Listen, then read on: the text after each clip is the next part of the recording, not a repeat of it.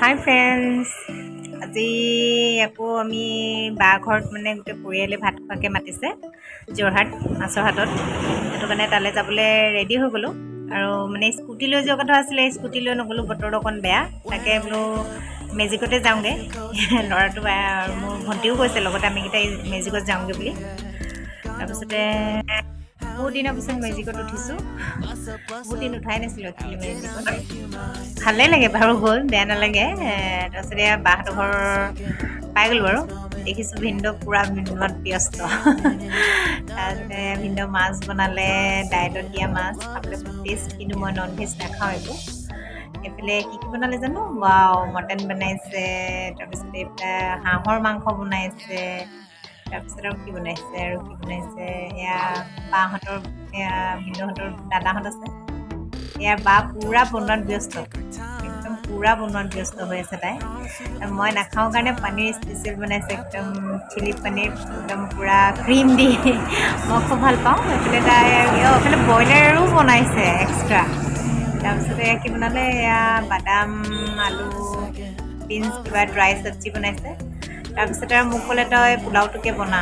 তাৰপৰা ভেজ পোলাও বোলো বনাই দিওঁ, ভেজটো খাই মই ভাল পাওঁ আৰু চবৰে কাৰণে বনালোঁ আৰু।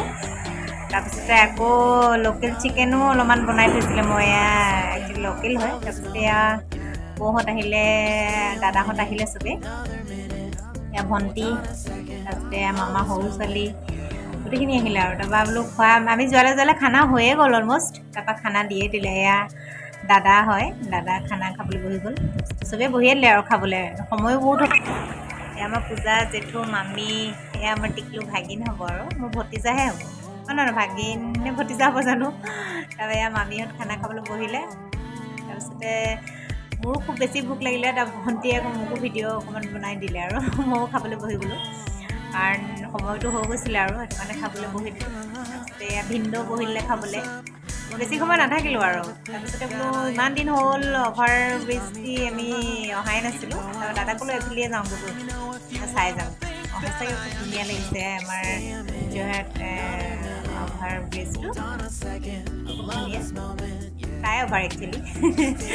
তাৰপিছতে গ'লোঁ, এনেকৈ মানে কি ফেমিলি মাজে মাজে আমাৰ পাৰ্টি হৈয়ে থাকে, কেতিয়াবা আমাৰ ঘৰত, কেতিয়াবা সেয়া বা ঘৰত, আকৌ মোৰ ভণ্টিৰ ঘৰত, তেনেকৈ মাজে সময়ে পাৰ্টি হৈ থাকিব লাগে, হয়নে বাৰু? আৰু যদি মোৰ কথাত সন্মত, কমেণ্ট এটা কৰি জনাব। আৰু চাওকচোন যোৰহাটৰ ফ্লাইঅভাৰখন কিমান ধুনীয়া, আৰু এনেকৈ সদায় ধুনীয়া কৰি ৰাখিলে আমাৰো ভাল লাগে, যাতে লেতেৰা কৰিব নালাগে। লেতেৰা হ'লে খুব দেখিবলৈ বেয়া লাগে, চাফ চিকুণকৈ ৰাখিলে কি ধুনীয়া লাগে, হয়নে বাৰু? তাৰপিছতে মা ঘৰত মই নাথাকিলোঁ, তাৰপৰা বেছি দেৰি নাথাকিলোঁ আৰু গৈ ঘৰ পালোঁ। তেনেকৈ আজি দিনটো পাৰ কৰিলোঁ। আজিলৈ তেন্তে বাই, শুভৰাত্ৰি।